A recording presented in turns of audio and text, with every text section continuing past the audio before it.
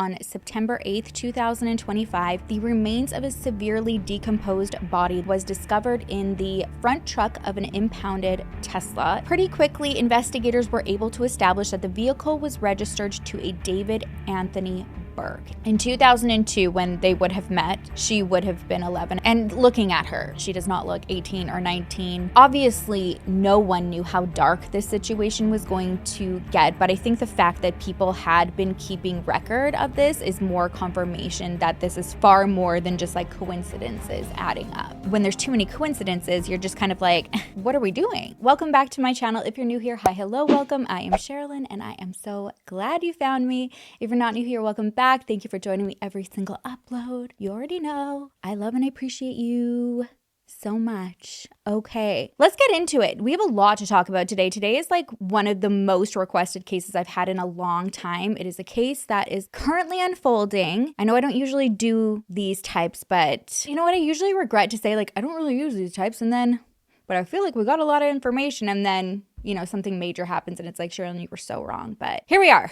rolling the dice. But it involves a very popular TikToker / up and coming musical artist. I'm sure people have like listened to him for years are like, up and coming, Sherrilyn, he's been here. But not for me, okay? Also, I think like in the streaming world, anyways, the remains of a girl were found in the trunk of a Tesla that was registered to him on September 8th, 2025. So this month. If you're watching from the future, we are in September 2025. We're going to get into everything that we know right now as of today. Before we do that though, I have a quick message for you. I want to give a huge thank you to our sponsor today, Fume. You already know, even if you've been here just, you know, for a minute, I'm a big fan of Fume, not only for their continued support on my channel, the success I found with their device, but their mission too. If you have never heard of Fume, it is an award-winning flavored air device. This is not a vape, okay? There's no vapor, no nicotine, no batteries, no charging. It is literally just natural flavor that goes into your mouth,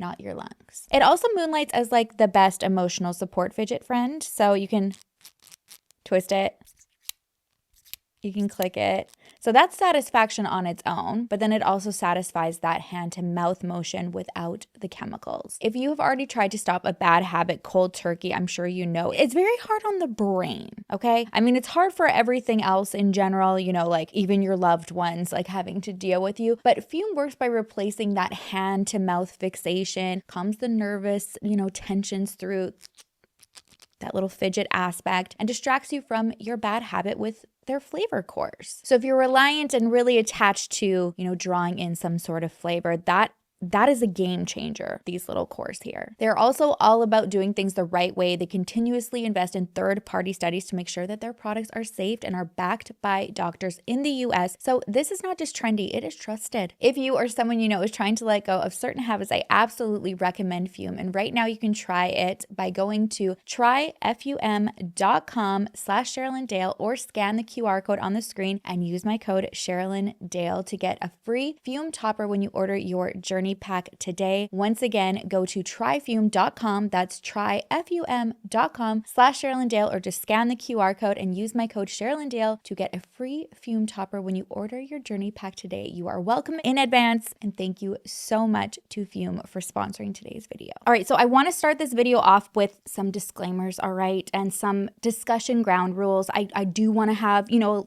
be okay for people to express like their thoughts and opinions, but let's be responsible about it, okay? Because as of today, September, what day is it today?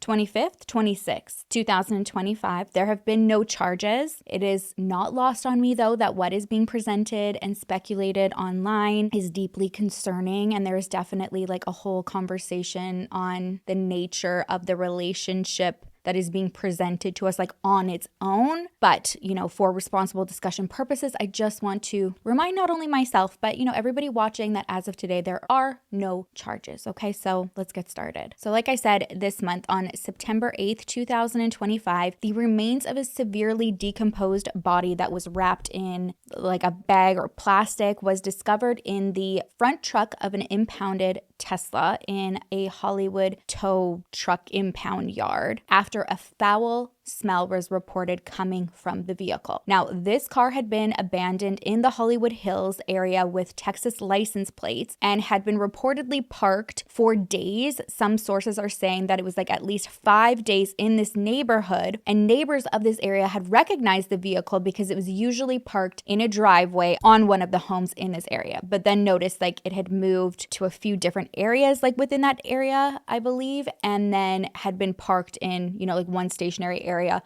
Yeah.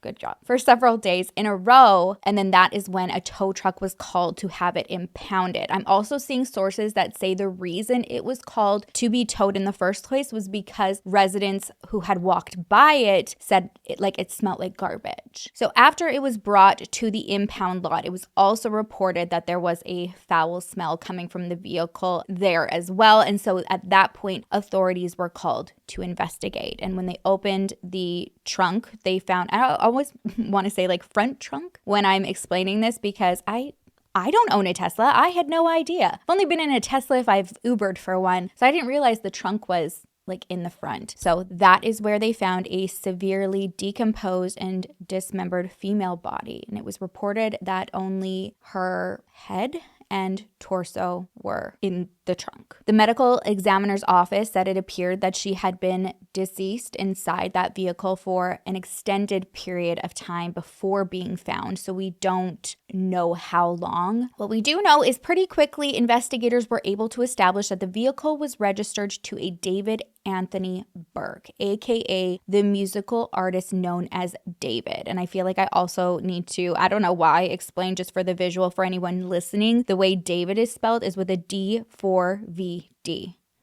David. All right. Now, I didn't realize I knew his music until I heard a clip of one of his songs on a TikTok that was like kind of summarizing this case. And I feel like if you're a doom scroller too, you would probably recognize some of his songs. I'm not going to play any here for various reasons. One of them obviously for copyright, but second, like right now, just based on what's out there, like I don't want to play them. So while this was all unfolding, like the discovery of, the Tesla to begin with, like the calling in, having it impounded, and then the discovery of the remains in the vehicle, David was actually on tour. And so naturally everybody is speculating, who is this? Like he's gone. Why is his body in his trunk? And does he know? It was 9 days later on September 17th that authorities were able to identify the remains that were in the trunk. And they were identified as a 15-year-old girl named Celeste Rivas Hernandez from Lake Elsinore, who was reported missing on April 5th, 2024. Now, something to note here as well is at the time of her death, it is believed that Celeste was 14 years old because her birthday was September 7th, which was the day before her remains were found in the vehicle. And we know from the medical examiner that it had been quite some time that she had been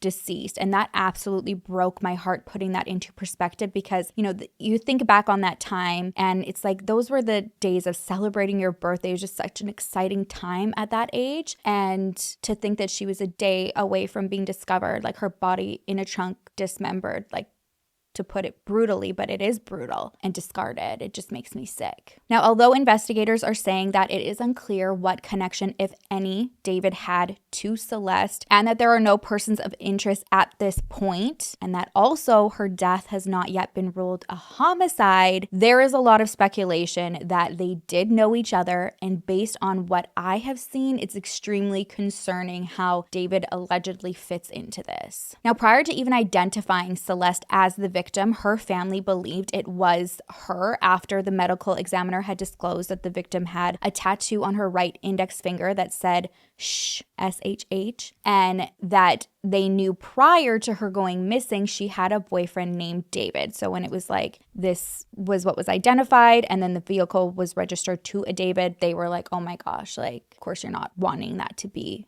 the case, but they speculated that this was Celeste. And it was that piece of information that led internet sleuths also to quickly pointing out the fact that David also has the shh tattoo on the same finger, on his right index finger. So from there, things have just continued to pile up that show not only did David know Celeste, but it appears, based on the alleged information out there, that there was a relationship. I recently watched one of Colby Ryan's lives where he's talking about this case while I was in the middle of putting together my case. And then I learned something I didn't know. Also, by the way, you guys, Colby Ryan is the surviving son of Lori Vallow. It's JJ and Tylee Ryan's older brother. He has his own YouTube now. He goes live, I want to say like almost every day or every other day. His wife is very active in the community as well, commenting back and forth in their chat. Go and send them love and support. I had the honor of meeting and talking to him at CrimeCon in Denver, and I learned so much from him. So I'm really excited to see him be able to like use his voice and start a platform now and just have such a different,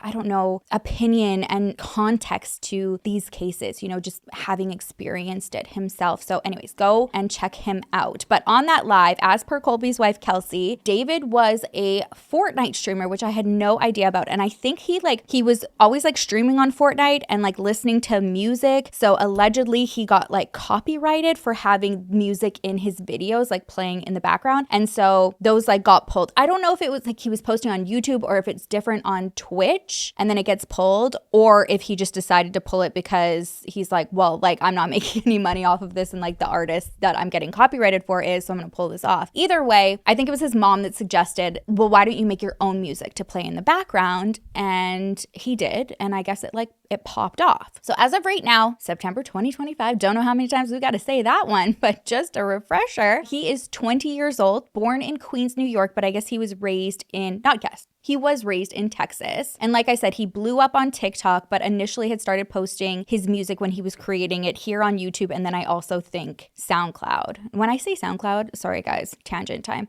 Oh, RIP here from the club. That one hurt. What now? Yeah, now that took me somewhere else. SoundCloud, right.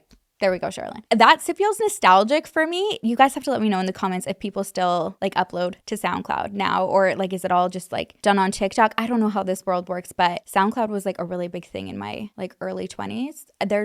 There's a song about me from an artist over on SoundCloud. So nostalgic to say the least. Anyways, one of the ways that I am seeing that he had communicated with his fans was through Discord. And according to an overwhelming amount of screenshots from this Discord, it is there that he, I think, met Celeste and communicated with her starting when she was just 11 years old. And he would have been 17. Celeste Hernandez was born September 7th, 2010. She was a daughter, a sister to a younger brother, and older half-sister who's described as quiet, sweet, and had a huge love of Hello Kitty. She attended Lakeland Village Middle School, where her teachers described her as hardworking and very mature for her age. And I do want to point out, you know, like just the difference here, because I feel like this could potentially be an argument down the road of like, oh, well, like I didn't know, or we didn't know. She's very mature for her age. Granted, yes, I get it. There are people, you know, who that is just like they're old souls naturally. That does not add age to them, okay? Like just being wise and mature does not equate to being able to make appropriate decisions or being groomed and preyed on. It also doesn't really explain the fact that looking at her, like that argument also does not apply. You couldn't be like, oh, I mean, like look at her, like she looks like she's like 20 years old. No. When you see photos of Celeste, especially at 11 years old, it puts a pit in your stomach because she looks just so sweet and innocent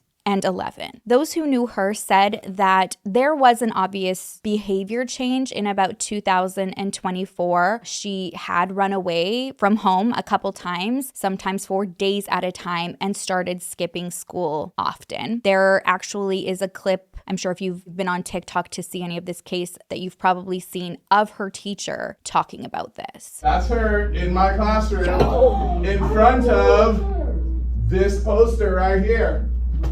Okay, hold up. I got another one because I got a picture on TMZ of this other kid exchanging stuff with the rapper who we alleged did this stuff. Hold on a second, because he's also in my classroom. Wait, how long ago was this? We all just found out yesterday who it was, but she's been missing since I taught her. So when I taught her, she met this dude on social media. He was a rapper in LA. He came and got her. She ran away from home. She was gone for like a month. The cops found her in Hollywood, brought her back to our school. She came back to our school, kind of told people this story. She disappeared again in May of that year, May of 2024. That's when her friends told me what happened, that it was this rapper. And then I found out yesterday that she's now dead in that rapper's car, cut into pieces. You want to know how they met? I feel like I just said it. Social media. You can also see through past Facebook posts that her family had shared posters and posts of them reporting her missing several times. I believe there was one in February 2024, March 2024, and then the poster that we have seen of April 2024. The reason I believe that there's a lot of speculation that Celeste and David knew each other and were together is because people have been keeping an eye on them for what seems to be quite a while and have called him out on his Discord about a potential relationship for years. So we are seeing tons of screenshots allegedly from this Discord, and there was a statement that was made recently about this that we'll get to at the end that makes me feel more confident that these are not fabricated. Again, we don't know. I'm not a forensic technology. You know what I mean. Okay, I have no way of verifying this at this moment in time, but it looks legit is what I'm trying to say. Okay, so one of these screenshots is back in 2022 where David is asking, is Celeste in here? And then Celeste replies, and I've seen screen recordings of kind of like, you know, showing like when you click on that profile that it appears to be Celeste. And then it says in caps, "Hi David, bark." We are also seeing a bunch of photos that have been screenshotted from either her Snapchat or his Snapchat. I think these have been screenshotted, a lot of them from people that would be close to both of them or like her, because it was like, it wasn't public. It was like in a like friends only. One of them, it shows her little Hello Kitty Crocs and just a hand with a ring on the finger that also appears in other photos of somebody's face that looks a lot like Celeste, and a Hello Kitty keychain attached to who we are assuming is David, and then it says like boyfriend's kitty. That's another aspect to this as well, is like his obsession of Hello Kitty after meeting her. He's also referenced this a number of times. There's another screenshot we have here of a post that he made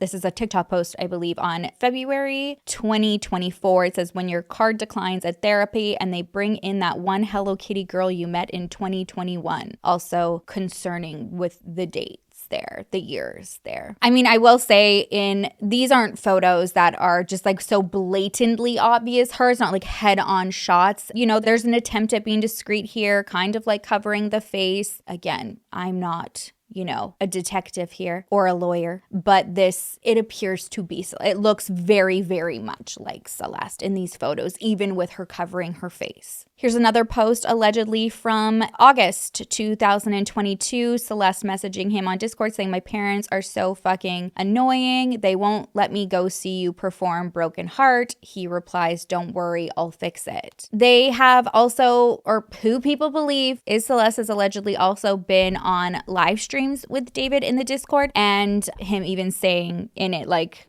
this needs to be deleted after we're done on live. And people have asked like, who's the girl? And then he's replied, "You're a Fed," which just is an eerie thing to say regardless. And like I said, people in the Discord had this potential relationship and then Celeste being reported missing on their radar and seemed to be keeping track of it, because I think this is why we have so many of these screenshots. According to this screenshot, allegedly on August 15th, 2024, David had made a post like to at everyone in the Discord, "I'm in a song crisis right now." Somebody named Ponzalo replied, "Drop the one with the missing girl, Celeste Rivas Hernandez." Obviously, no one knew how dark this situation was going to get, but I think the fact that people had been keeping record of this because of the relationship dynamic alone and how inappropriate it was is more confirmation that this is far more than just like coincidences adding up. Now, I have seen a lot of discussion, and understandably so, you know, where was everybody in her life to save her? And I have opinions on that, especially when it comes to people within, I want to be very careful here, within David's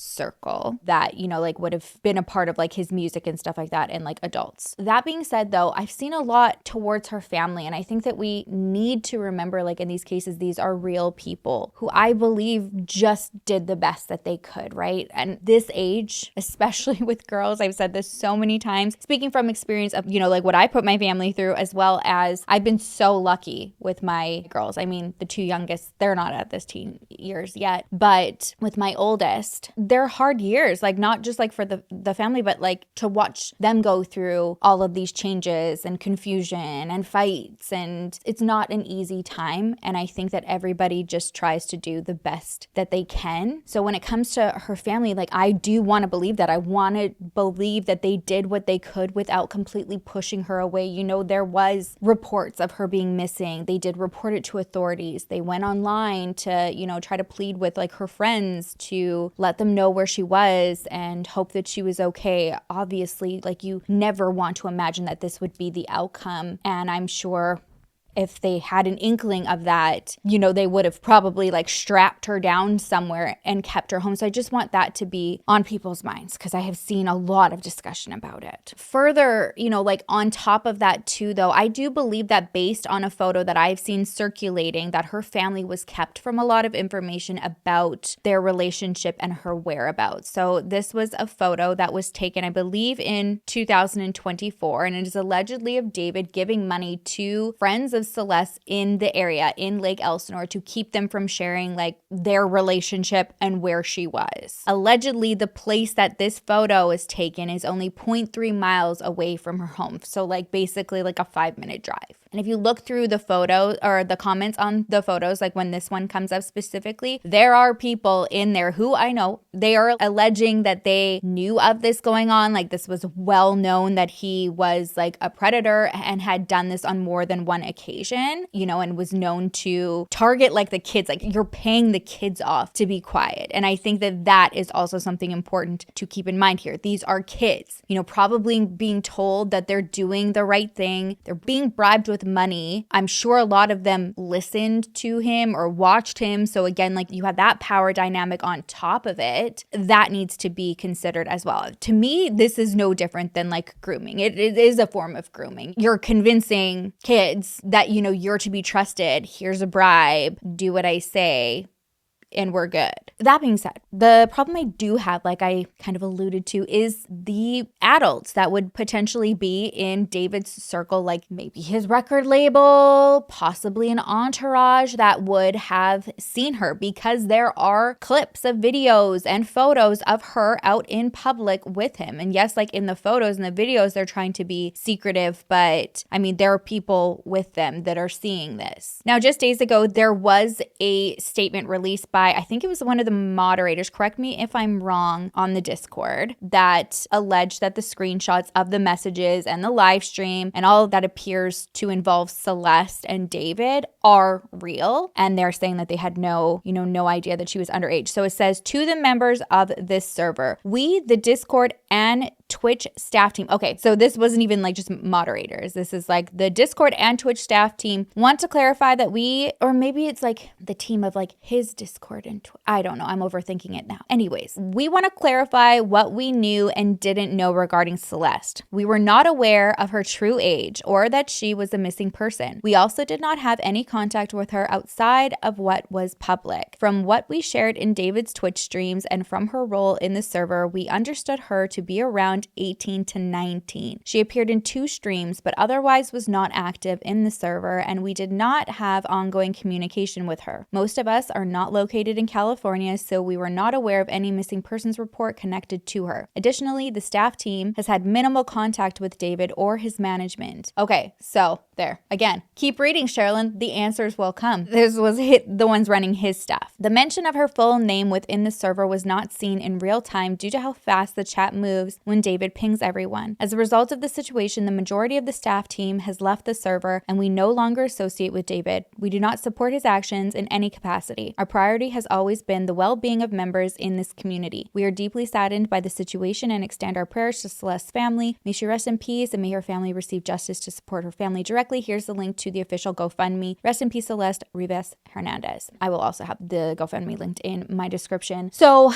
okay, after seeing that, I was like, okay, I do feel like this is more legitimate and not somebody like, you know, AIing these interactions between them. According to this statement, you know, or based off this statement as well, I think potentially we will get a glimpse at, I'm sure, people's explanations within that tighter circle that would have like directly associated with her in person person. They will definitely have like a lot more, I think, explaining to do though, because they would have been in California and known this. And looking at her, she does not look 18 or 19. I'm sure that it would also be like, you know, questionable, like, why are we always hiding our faces? Like, is it to be like, you know, kind of secretive, or it would make me want to look into it more, I'm sure. Anyways, that's where I stand on the adults involved in this situation. Now, what I want to talk about is one of my favorite videos on this case was from Miss Shelly on TikTok. I know I've talked about her before. I think she is an absolute cutie pie, very thorough and respectful. She had brought some really good points up about the Tesla, and I had thought about the Tesla a lot because we know that he was on tour. So somebody on Reddit had made this handy dandy chart here. It's amazing. Or what would you call this? A little spreadsheet. And it shows what David's location and activity was. And then like, obviously we don't know like the exact Tesla movements unless we had like the police or like the reports from witnesses and stuff like that. So starting from July 30th, it shows where David was. So he was in San Francisco 31st. I think they were saying it's an unaccounted day. August 1st, he's in Phoenix. 2nd, Del Mar. 3rd, apparently he was in the studio making music with Kelly Uchis. I am so old. August 4th, an unaccounted day. Then the 5th, he's in Del Mar. 6th, he's in Phoenix. 7th, he's traveling. August 8th and 9th, he has 2 Texas shows. August 10th and 11th, he's traveling. August 12th and 13th, he's got 2 shows in Florida. Like, so he's all the way on the other side. So they're saying like from Phoenix on August 6th, he would have been too far. So that leads to the question, okay, we do know that according to the medical examiner, the body had been decomposing for quite some time. That does not necessarily mean it wasn't after he had already left. But when it comes to the Tesla specifically, did David know about it being moved around while he's on tour? And Miss Shelley says it's like pretty much yes, guaranteed that he would have had to, given the technology of that vehicle, because it is designed to communicate with you. Like that is part of its, you know, like appeal and like how like tech savvy it is. Like he most likely would have received notifications that his vehicle was moving. It tells you your freaking like the speed, like the fastest that you were going, the slowest that you're going during your drives. It lets you know like if it was unlocked without the registered phone being nearby. It also has built-in cameras inside and outside. She did also bring up the possibility that there is a chance he had, you know, these notifications turned off and he didn't see it. That being said, you know, I personally feel like when you are away from home, that is when you want to keep tabs on things like, you know, like your vehicles and your cars. But again, we don't know. Without having those really clear dates, though, it makes it hard to know if at any of those points of it being moved, since we know that the neighbors had said that they've seen it moved quite a few times within the neighborhood, if any of those times was him or somebody else. And I'm sure that this is part of the investigation, like just doing a thorough neighborhood check of like all of the cameras. But, you know, for now, we don't know if it was moved prior to him going away on tour or after. If it was after, who was moving it? Did they have something to do with Celeste's death? Like, did he not know at all?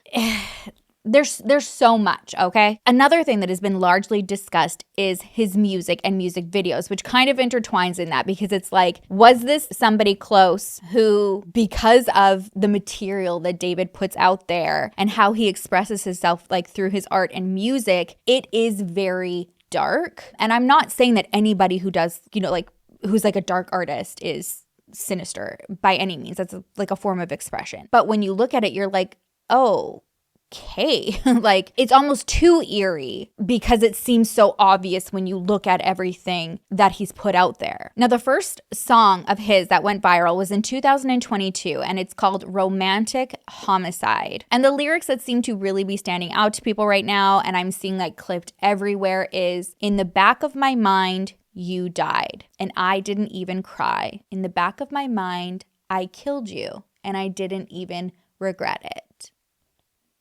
Again, I get it. Art is a form of expression, and sometimes, you know, just because it's dark, it has nothing sinner attached to it. And that's how he describes it. He's like, this is my art. This is just like the, you know, kind of like how I'm like processing and going through these emotions. I have this alter ego called Itami, which means pain in Japanese. A main motif of the album is the invisible string theory, the Korean ideology of the invisible string theory. Everybody's connected from this invisible life force. And I flipped that for this story, as in everybody is connected to Itami, my alter ego, who is like the agent of chaos in my entire aesthetic. You see him in various music videos. He'll pop up and he's basically like the evil version of me. and he's kind of garnered this cult that followed after him. And in the One More Dance music video, you followed a relationship of two of the cult members, and they're going around with me in the trunk to bury me after I died, and they're just like wreaking havoc on the city. And that was the kind of cool like piece to show just like the layers that I have to this lore and this world building that I'm doing. With that being said though, now looking back at that music video, it adds this like chilling element given where we are today, like with her being dead. Because in the video, he is singing to what appears to be a dead girl that looks so much like Celeste. She's in this dress that's covered in, red stains. And the music video, from what I'm seeing online, was released September 7th, 2022, her birthday. There's another music video of his where his like anime character dismembers a girl. And then in the music video for One More Dance, he is blindfolded, wearing a white shirt, also covered in red stains, dragging what looks like a dead body around. This also is the outfit that he's been performing on, that I've seen or was performing on tour. In the clips that I've seen for his new album, Withered, it's like the blindfold and like the white red stained shirt. But at the end of that music video, he puts the body that he'd been dragging around in a trunk of a car and then starts digging a grave. It's like when there's too many coincidences, you're just kind of like, what are we doing? And there's more coincidences. In 2023, allegedly a demo of his was leaked, and it's called Celeste, or it was called Celeste. I don't think it ever made it, but this demo did. And I think like it even said like Celeste _ like demo. And the lyrics in it were, Celeste, the girl with my name tattooed on her chest. Smell her on my clothes like cigarette. I hear her voice each time I take a breath. I'm obsessed. Okay. Again, coincidence. Then there's also the song called Decide, where he says, I know what the problem is, save your tears, 7 years, which my girl Miss Shelly was like, oh, that was released in 2022. So she would have been 11. I can't even when you process that. 11 plus 7, 18. Love that she did the math, because you guys know I would have just been on panic mode right now. And then, it's like, okay, like just save the tears 7 more years, when they could make, I don't know, possibly like this alleged relationship public. There's just like there's so much of this. And when you put it all together, like it makes sense. It makes it understandable why there's speculation of his possible involvement, although like in the same breath, there are still so many questions, because yes, all of this looks horrible. That being said, we don't know what investigators know at this point. This is just based off of things that look really, really not good online. As of right now, his tour is obviously canceled. I think he had 2 deals as well. I want to say one with Crocs, the other, I am drawing a blank. I should have probably wrote that down. We'll just put it right here for you. Sorry about that, guys. Those have been pulled right now, understandably, while all of this is being investigated. Now, initially, detectives released a statement saying that David had been cooperating. I do believe that he has now retained a lawyer, which is, again, not shocking at all given the severity of this case and all of this circumstantial evidence, if you will, continuously piling up. But that is what I have seen at this point. Is the statement that was released by investigators was that he was cooperating. We also know that last Wednesday, September 17th, detectives also searched a home on Donny Drive, and that is supposedly where David was renting. I'm just going to throw the figure out here, because I was like, what kind of money are you making for $20,000 a month? $20,000 a month you were renting. These are not good financial decisions, okay? I just want to put that out there. I know a lot of young people are making big money on things like TikTok, and primarily TikTok, but YouTube and stuff like that. No. Let's put, that one monthly rental fee into like an apartment that you can always have, or a house that is yours, and that is equity. Come on.